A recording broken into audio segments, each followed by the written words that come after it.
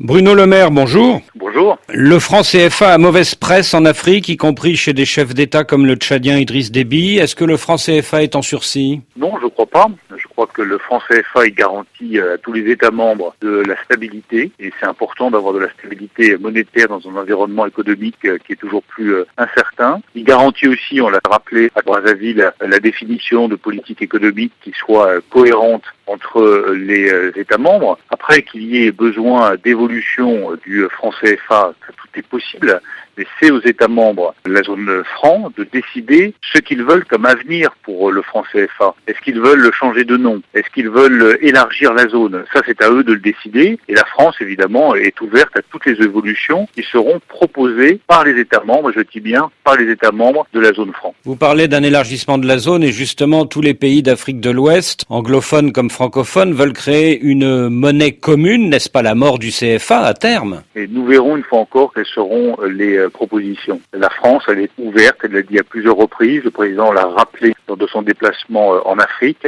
à des évolutions de la zone franc. Mais ces évolutions, elles doivent être portées par les États membres, à eux de manifester un certain nombre de demandes, que ce soit sur le nom, sur la géographie, sur l'élargissement, sur les systèmes de dépôt des avoirs. C'est aux États membres de décider ce qu'ils souhaitent. Aujourd'hui, le CFA est rattaché à une seule monnaie, l'euro. Il monte et descend avec l'euro. Est-ce que ce n'est pas un handicap? Est-ce qu'il ne faut pas le rattacher à un panier de monnaies, dont l'euro, mais aussi, par exemple, le dollar ou le yen? L'euro, je le rappelle, est une des monnaies les plus stables de la planète.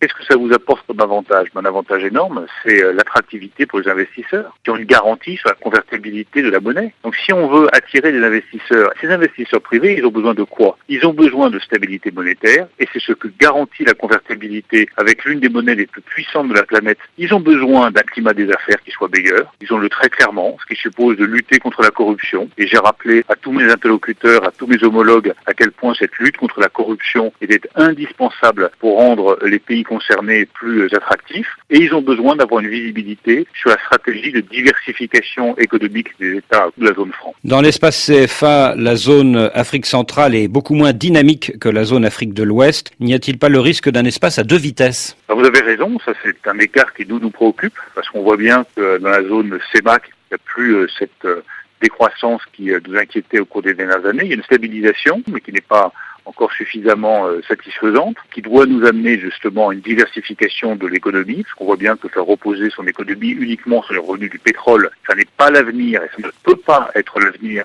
de ces économies. Et puis de l'autre, on a une autre zone qui, elle, effectivement, est plus dynamique. Il y a un taux de croissance autour de 6% depuis 6 ans. Donc je crois que c'est le fruit aussi des transformations économiques qui ont été apportées. Il faut faire en sorte que entre ces deux parties de la zone franc, il y ait le maximum de dialogue, le maximum de coopération possible pour que chacun tire l'autre vers le haut. Oui, mais ça fragilise le franc CFA. Je ne parlerai pas de fragilisation, je parlerai d'exigences supplémentaires pour avoir plus de coopération et surtout pour avoir des stratégies qui soient communes. Il faut que dans la zone CEMAC, il y ait des programmes FMI et que les États qui n'ont pas de programme FMI en aient un le plus rapidement possible. Un de mes homologues a utilisé à Brazzaville le terme de passagers clandestins. Il a raison, on ne peut pas avoir de passagers clandestins dans une zone monétaire commune. Donc vous voyez, c'est un des exemples pour éviter, vous avez raison, des décalages trop importants. Alors vous parlez de passagers clandestins, vous êtes à Brazzaville, la dette du Congo-Brazzaville représente quelque 120% du PIB de ce pays. Et il y a 6 mois, le FMI a confirmé l'information de RFI qui révélait que la moitié de cette dette avait été dissimulée. Est-ce que la relation de confiance entre le Congo et ses partenaires financiers n'est pas rompue? Elle n'est pas rompue, mais elle doit être renforcée. Elle sera renforcée par de la transparence.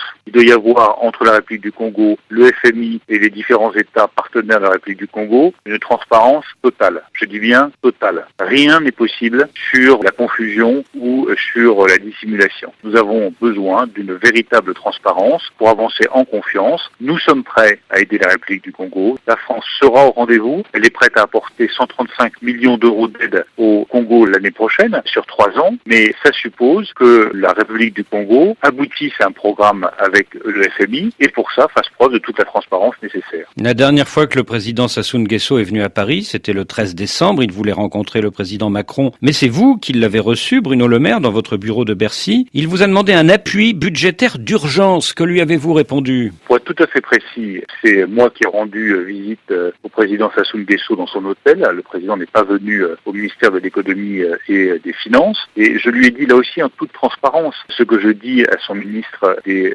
Finances. La France est prête à aider la République du Congo. La France attend d'abord de la part du Congo de la transparence, la conclusion d'un programme avec le FMI pour sortir de cette dette. Vous avez rappelé qu'il y a eu 120% de la richesse nationale, c'est beaucoup trop lourd. Elle attend une vraie stratégie économique, un assainissement du climat des affaires, une lutte contre la corruption. Et dans ce cadre-là, sur lequel nous sommes d'accord, mais qui doit se traduire maintenant par des actes, par des gestes concrets, dans ce cadre-là, la France aidera sur 3 ans la République du Congo à hauteur de 135 millions d'euros. Après RFI l'an dernier, le journal Le Monde a révélé la semaine dernière un autre montage financier de la part des autorités congolaises. C'était il y a 15 ans et ce montage aurait permis au Congo-Brazzaville de se surendetter au mépris des règles du FMI. Est-ce que ce n'est pas la goutte qui fait déborder le vase ?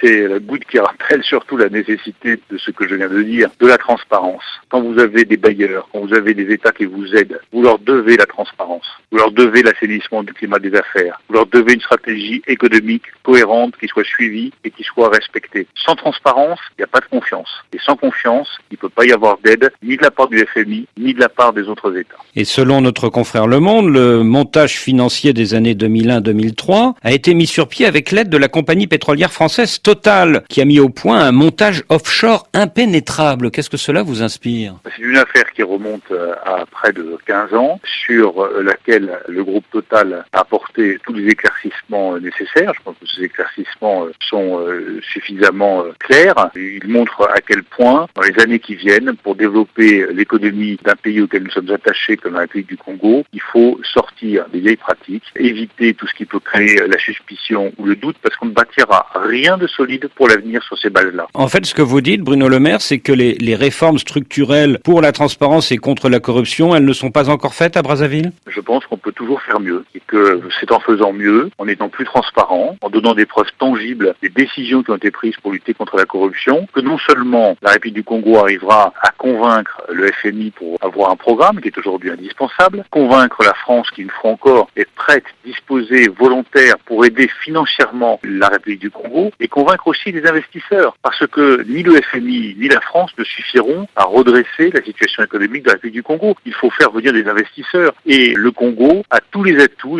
géographiques, les atouts économiques pour réussir et pour être une vraie puissance économique. Et quand vous dites une preuve tangible, donnez-nous un exemple.